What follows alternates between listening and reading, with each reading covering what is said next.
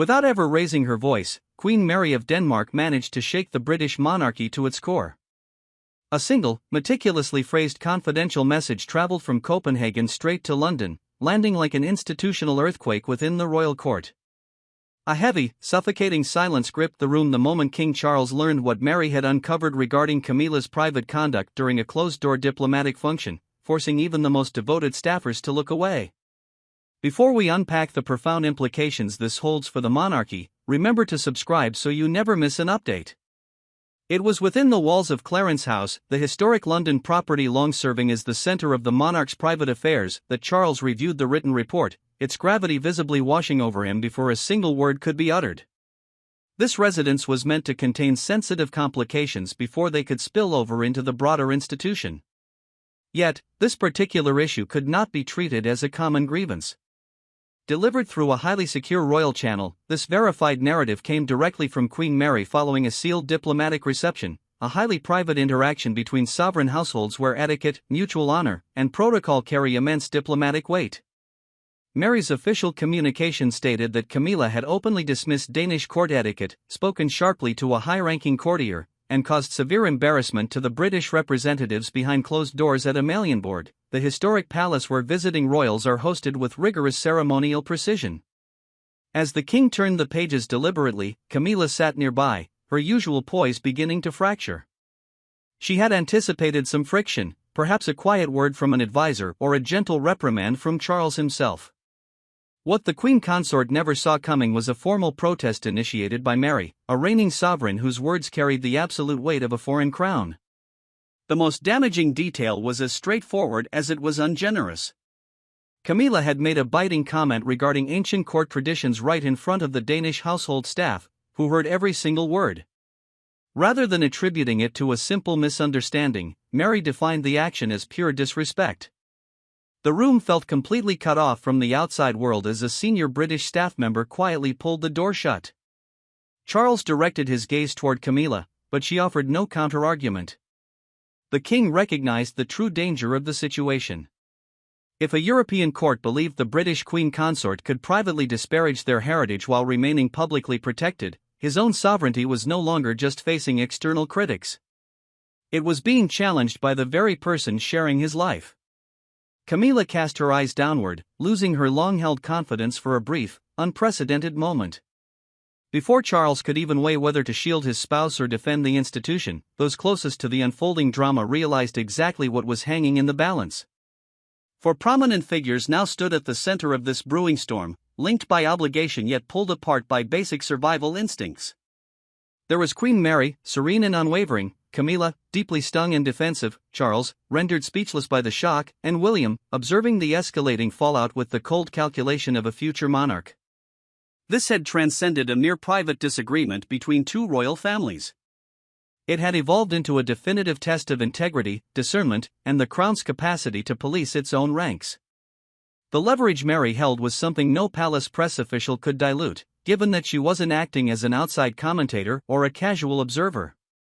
She spoke with the authority of a reigning monarch whose own court had been subjected to backroom insolence. This was critical because sovereign dynasties rely entirely on mutual confidence, which demands far more than putting on a united front for the cameras. It hinges on how individuals conduct themselves once the doors are locked, the media departs, and the centuries-old laws of courtesy are expected to maintain order. Camilla's institutional standing added immense weight to the crisis. In her capacity as Queen Consort, the spouse of the ruling king who stands by his side to represent the institution without possessing sovereign authority, her behind-the-scenes actions directly impacted Charles, his sovereignty, and the global reputation of the United Kingdom in the eyes of another European state. Following the arrival of the dispatch, Charles and Camilla sat together in a silence that felt far more threatening than an open argument. His instinct was to shield her, having spent decades defending her against public hostility, harsh commentary, and underlying rumors that never entirely vanished. This time, however, the sovereign faced an entirely different problem. This was no mere tabloid speculation or lingering historical resentment.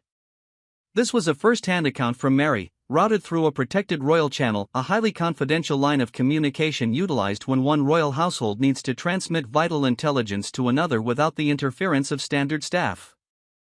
Bypassing ordinary administrative handling, this path elevated the crisis to the ultimate authority. Charles knew exactly what it signified: the Danish court would never initiate such a measure without grave cause. The moment William walked into the room, Camilla looked away, a subtle gesture that communicated everything to the prince. He refrained from speaking hastily or launching an attack. Instead, he measured every phrase deliberately, conscious that the room was already splintering under the gravity of the uncovered facts. As the heir to the throne inquired if anyone had validated the precise remarks made during the reception, Charles gripped his chair tightly. The inquiry hung heavily in the air. Camilla remained motionless, her expression hardening. Palace officials had already discovered that the Danish court possessed detailed notes from that evening, documenting the exact moment her comments on royal traditions altered the entire mood of the gathering. William spotted the institutional threat before anyone else gave it a name. Mary's dispatch had accomplished more than just wounding Camilla, it laid bare a vulnerability surrounding Charles, creating a direct clash between personal devotion and state duty. Vigorous defense of his wife risked insulting the nation of Denmark, while total acceptance of Mary's report meant publicly debasing the woman beside him. Camilla could feel the walls closing in, a realization shared by Charles. Yet, neither of them foresaw that the event in Denmark had merely unmasked an escalating backstory that had been smoldering for quite some time. Long before Mary ever drafted her complaint, an earlier friction had convinced Copenhagen that staying quiet was no longer viable. The unfolding drama did not originate with the official document. The true catalyst occurred weeks prior during a formal, candlelit gala in Copenhagen, where a single phrase uttered by Camilla instantly cooled the room's atmosphere. Queen Mary caught it, a Danish palace official witnessed it, and Charles heard just enough to know an error had occurred. Ultimately, it was the collective look exchanged across the dining table that fixed that evening in everyone's mind as the true inception of the conflict. Camilla had arrived at that formal dinner with the practiced ease of someone who knew how to navigate hostile territory. Having survived decades of intense public scrutiny, she was well versed in smiling through events where warmth was rationed and validation was hard to come by. Copenhagen, however, presented a different challenge. The gala had been organized specifically to celebrate the enduring bonds linking the British and Danish royal houses.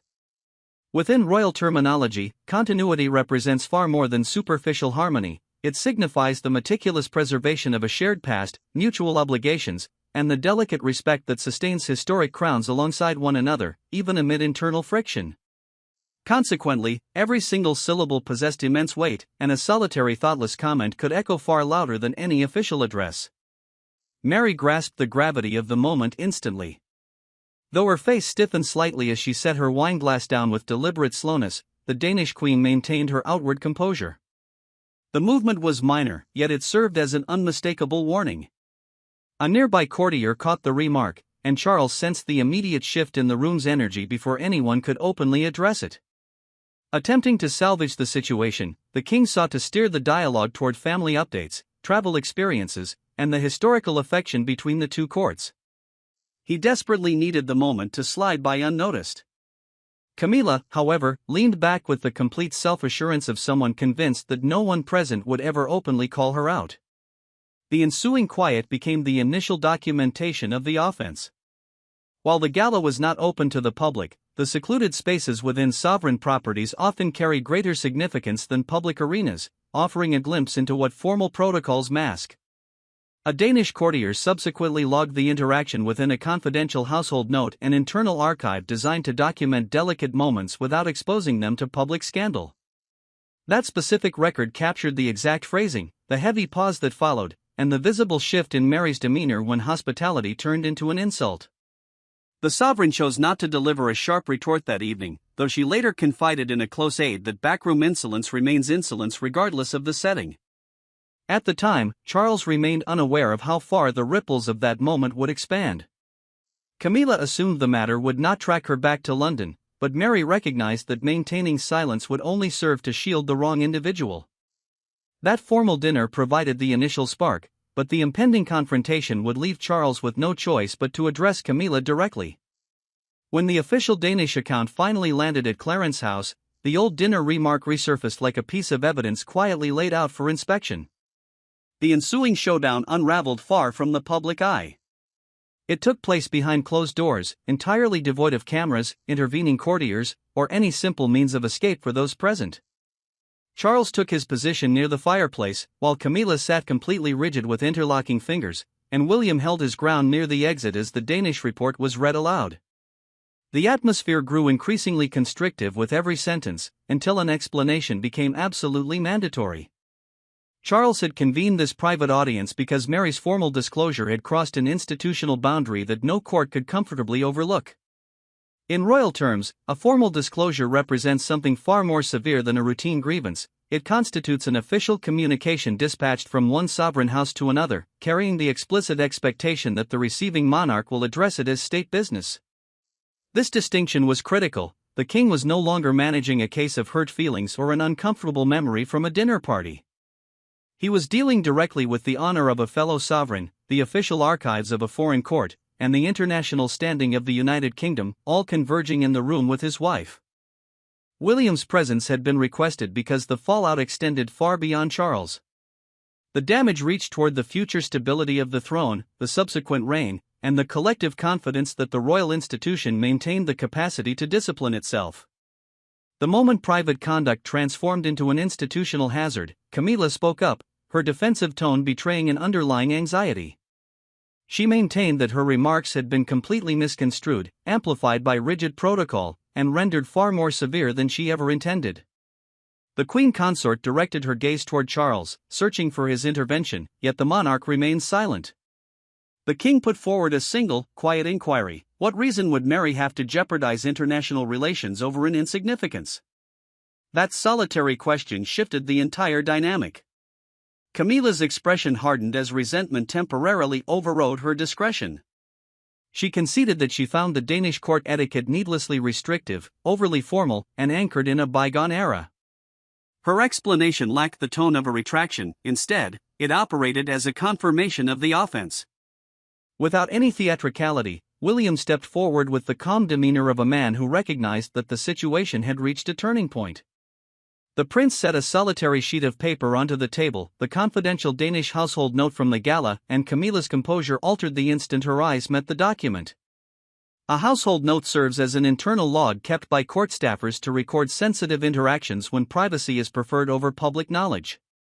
This specific document carried the unyielding weight of an unchangeable record. Charles looked down at the text, then shifted his gaze to Camilla, yet he offered no defense on her behalf. He merely cast his eyes downward, and that total absence of speech functioned as the most damning condemnation in the room. Camilla recognized the impending peril before a word was spoken. Charles had declined to offer a defense, William had refused to minimize the proof, and Mary's narrative had successfully withstood the opening challenge. Nonetheless, the showdown birthed an even more volatile dilemma: who within the royal apparatus possessed the ultimate leverage to restrain Camilla? That fundamental question shifted the crisis away from personal sentiment and directly into the realm of constitutional authority, yielding an outcome that would scarcely favor the person Camilla relied upon. Monarchical power rarely signals its presence with theatrical displays. Instead, it frequently manifests as a quietly delivered memo, a paused itinerary, a dropped public engagement, or a palace official standing with absolute rigidity before transmitting new directives. In the wake of Queen Mary's official disclosure, the institutional gears surrounding Charles began turning with mechanical coldness. Despite retaining her title as queen, Camilla experienced, for the very first time, an environment where executive choices were being executed around her rather than through her. Charles recognized that this crisis could no longer be dismissed as a domestic dispute. It had evolved into a full-scale international issue, and within the context of the throne, diplomacy demands the absolute preservation of mutual honor between crowns, courts, and sovereign nations before a private slight escalates into a public catastrophe. Denmark held immense leverage because Mary's personal honor sat squarely at the center of the conflict. A weak response from the British court would be interpreted by Copenhagen as a dismissive gesture, whereas an overly severe reaction would make Camilla feel targeted by the very institution she had spent decades fighting to enter. The sovereign sat with the updated official schedule laid out before him, presenting a choice that appeared straightforward only to external observers blind to the domestic agony involved. A single signature possessed the power to preserve the institution, yet it would simultaneously wound the woman sharing his life. Camilla detected the institutional realignment before a formal explanation was ever provided. A courtier entered the room, speaking in a measured tone, to inform her that an upcoming function with international royal dignitaries would proceed, but without her presence in the official receiving line. A receiving line constitutes the rigid ceremonial sequence in which sovereign figures welcome prominent visitors, and one's position within it serves as an explicit sign of trust, status, and institutional backing. For Camilla, being stripped of this responsibility was no minor adjustment, it was a definitive statement. She stared at the staffer as if the message had been delivered in a foreign tongue, her initial skepticism rapidly transforming into genuine hurt. She inquired if Charles had personally authorized the measure, and the ensuing absence of sound provided the answer before the courtier could speak. William threw his support behind the modification, fully aware of the toll their previous silence had exacted. The prince maintained that projecting an image of public solidarity was utterly meaningless if behind-the-scenes actions persistently generated embarrassment away from the cameras. His arguments were devoid of any sense of triumph. He spoke with the icy discipline of an individual who foresaw impending disaster and refused to mistake blind compliance for genuine loyalty. Mary's official account operated as the ethical anchor of the entire decision, providing the palace with an unassailable reality it could not ignore, a clear, verified narrative from a reigning queen whose own court had been directly impacted. Charles hesitated briefly with his pen poised above the paper, then executed the administrative change without a word. The ink on the page fell with the finality of a judicial sentence. It was in that moment that Camilla understood power had shifted entirely without her consent. The institution had not resorted to shouting or overt accusations, it had simply contracted her operational sphere, rendering the discipline even more agonizing. Charles remained deeply conflicted, William stood unyielding, and Mary's phrasing continued to reverberate through every subsequent decision. Restricting Camilla from a single public engagement failed to quiet the palace, instead, it sparked the initial, visible indicators of institutional fallout.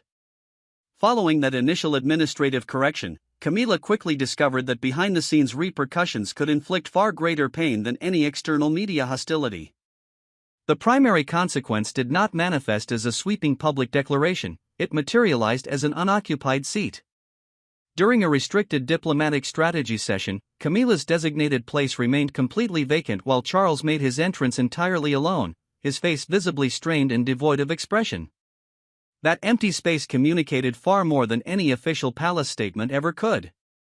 Every individual present grasped the underlying reality. Queen Mary's words had breached international borders, bypassed standard etiquette, and ultimately penetrated the daily operations of the British royal family.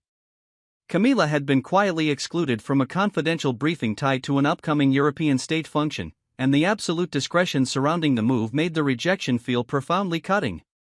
Within court terminology, a private briefing represents a locked planning assembly where high-ranking individuals scrutinize invitee lists, arrival protocols, international sensitivities, and the required decorum preceding a major sovereign gathering. These assemblies are vital because they dictate how the institution projects itself to rival courts, and in the wake of Mary's revelation, that projection had become completely intertwined with international trust. The institution opted for total silence over public clarification. There would be no media corrections, no aggressive press releases, and no overt public shaming. The palace simply left one seat vacant, omitted one name from the official documents, and permitted the unspoken reality to deliver its own message. Locked away in a separate room, Camilla sat in isolation with the modified itinerary resting in her hands, gazing at the document as though the print itself had turned against her. The official who dropped off the paperwork maintained a muted delivery, yet even whispered words can inflict deep wounds when their underlying implication is undeniable. Once the door clicked shut behind the staffer, the queen consort sat motionless, suspended between utter disbelief and the agonizing realization that Charles had personally permitted this disciplinary action to occur. She had successfully weathered intense storms in her past, navigating public condemnation, deep-seated family skepticism, and the persistent comparisons to her predecessor. This situation, however, was fundamentally different. This specific penalty originated from within the very citadel she had spent decades attempting to call home.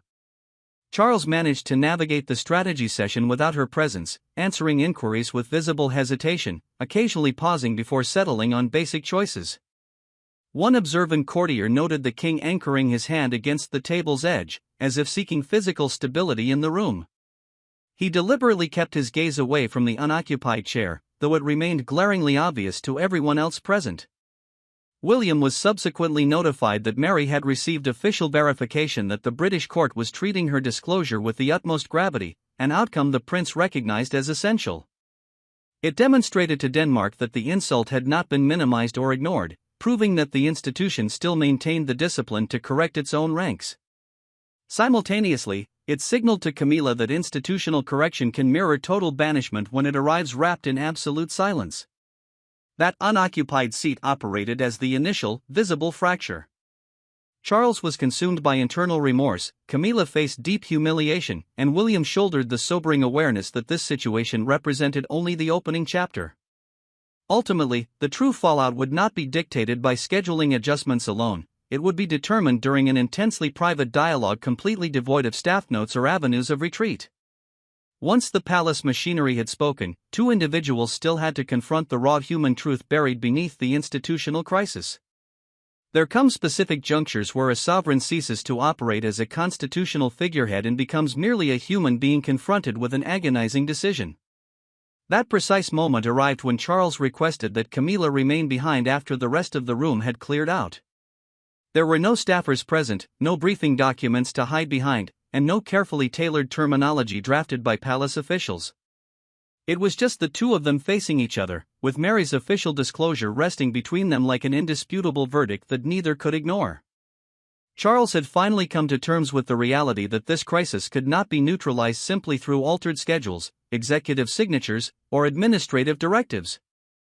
The modified strategy session had insulated the palace for a single morning, but it had done absolutely nothing to repair the structural damage within the marriage or the institution itself.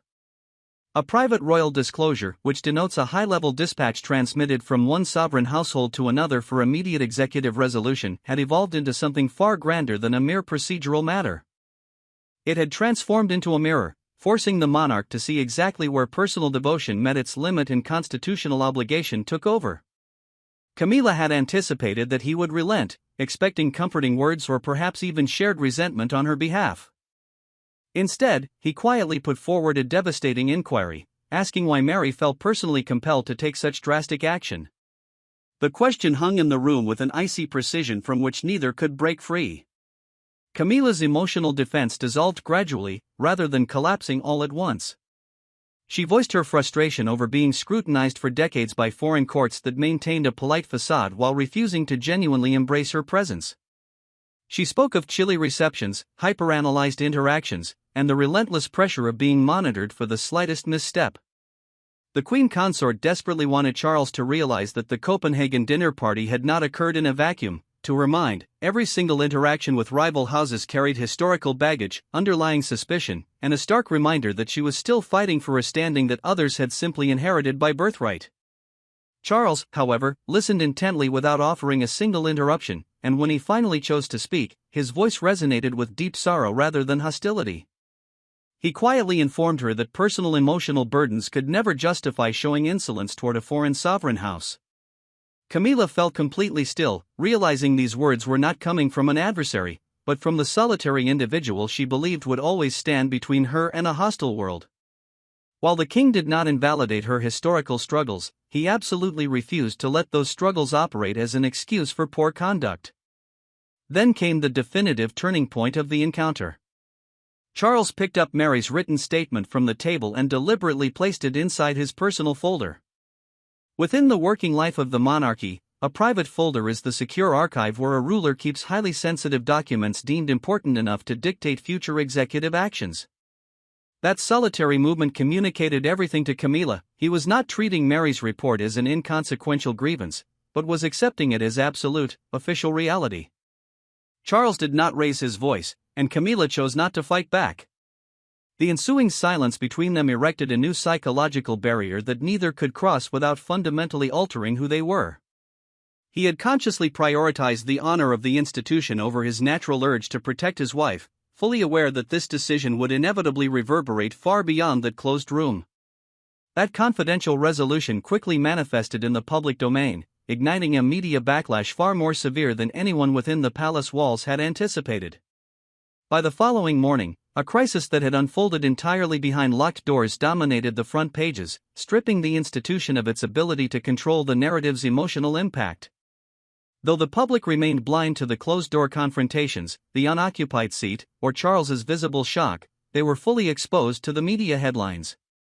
As the sun rose, a prominent London broadsheet featured a stark, uncompromising front page detailing Mary's intervention. Danish Queen's private rebuke stuns palace.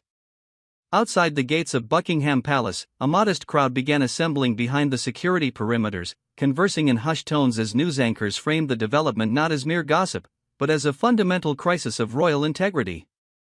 Charles monitored the morning news coverage in complete stillness, with every passing minute exerting greater pressure upon his position. The narrative had leaked to the press because the palace's internal adjustments had become far too glaring to remain hidden. Once Camilla's restricted diplomatic involvement began to look less like a routine scheduling conflict and far more like a disciplinary consequence, the public took notice. In simple terms, a diplomatic role encompasses the specific duties a royal figure performs when welcoming international dignitaries, representing the crown, and projecting the nation's decorum in environments where every single movement is dissected. This explained why the reduction in her duties was so critical. It signaled to the public that Mary's official disclosure had been validated, proved to Denmark that the British court recognized the severity of the insult, and revealed to the British public that a severe incident had occurred behind closed doors, one significant enough to alter Camilla's institutional standing. Camilla initially avoided the breakfast room, as though delaying her exposure to the morning headlines could somehow stall the accompanying humiliation. When she finally made a brief appearance, her eyes caught the broadsheet laid out on the table with Mary's name printed directly above her own, causing her to stop dead in her tracks. The Queen Consort was no stranger to hostile press coverage, yet this particular development carried an entirely different sting. It was not built on ancient grievances from her past, it was directly tied to an immediate executive decision, a current reprimand, and a sudden dissolution of institutional trust. She left her tea untouched, sought no consolation, and exited the room immediately. The absolute silence she left in her wake felt far more crushing than any verbal response Charles could have offered. Media analysts characterized the conflict as an unprecedented queen-to-queen rebuke, a rare instance of one queen delivering a formal condemnation of another royal figure's behavior. The event was so extraordinary that even the most conservative commentators found it difficult to downplay the severity of the situation.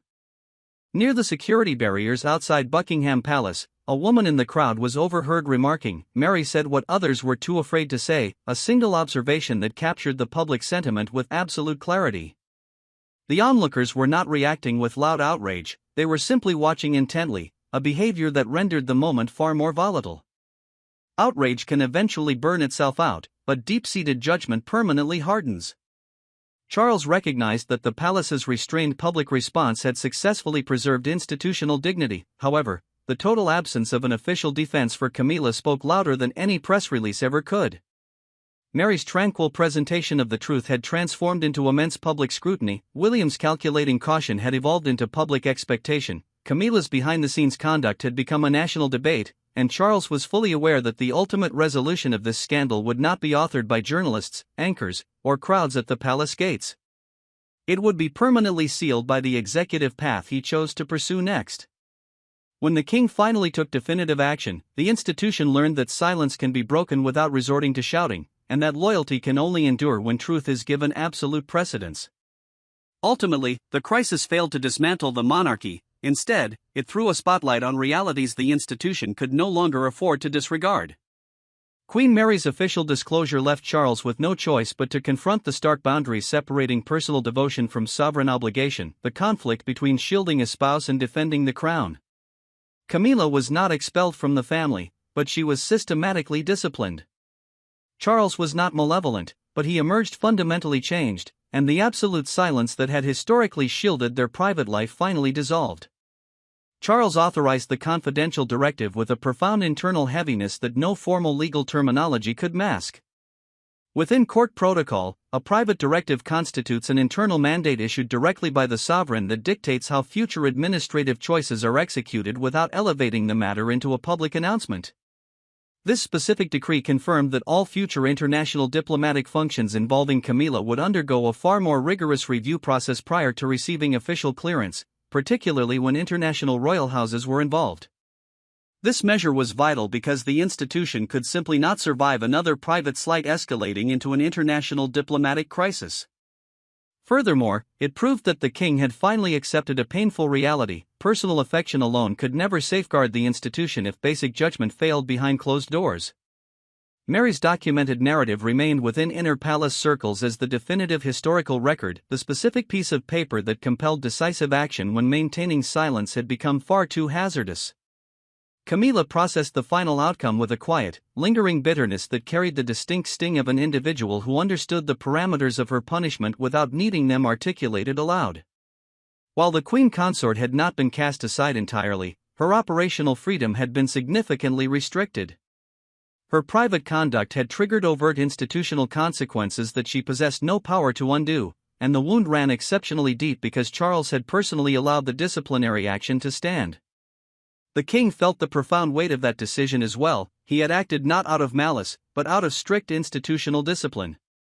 Nevertheless, his final executive choice successfully restored a degree of sovereignty that had appeared highly precarious throughout the height of the crisis. After all, a monarch who lacks the leverage to discipline his own household cannot reasonably expect a nation to place faith in his executive judgment. William viewed the ultimate resolution not as a personal triumph, but as an indispensable institutional correction. The prince recognized that the crown had successfully navigated the storm only by openly acknowledging the existence of the fracture, a realization that rendered the moment both agonizing and profoundly powerful. Mary emerged from the crisis not as an antagonist, but as the exemplary royal figure whose unyielding commitment to the truth forced a sister court to look into the mirror with absolute honesty. The Danish queen had uncovered the infraction through a verified report transmitted across a highly secure royal channel, an official source that infused her words with the unassailable weight of sovereign duty rather than personal animosity. The ultimate takeaway was undeniable: royal titles possess no permanent power to shield poor private behavior. A queen consort may occupy a position alongside a reigning monarch, divide his historical burdens, and carry his lineage into the history books, yet she remains fundamentally accountable the moment institutional honor is compromised. Charles took the lesson to heart, Camilla endured the administrative consequences, and Mary's quiet warning permanently altered the dynamics of the court long after her physical voice had departed. The resolution was absolute. Queen Mary had spoken out, Charles had acted upon the warning, Camilla had been forced to weather the institutional discipline, and the monarchy advanced into the future, profoundly altered, yet still standing. Thanks for watching.